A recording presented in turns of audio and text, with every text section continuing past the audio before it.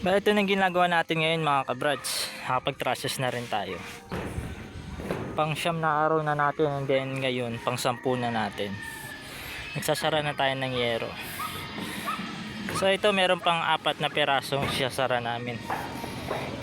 Inabot kami ng gabi kagabi kasi nga minamadali namin, no? Bali kulang pa ng gutter yun, doon dadagdagan pa natin ng isa. And then dito 4 na yero pa. So malaki yung sobra ng yero natin mga kabrads. Ayan, may sobra pa siyang 60. Ay! Yan, konti na lang. Tapos yung mga sobra na yun, puputulin na lang natin.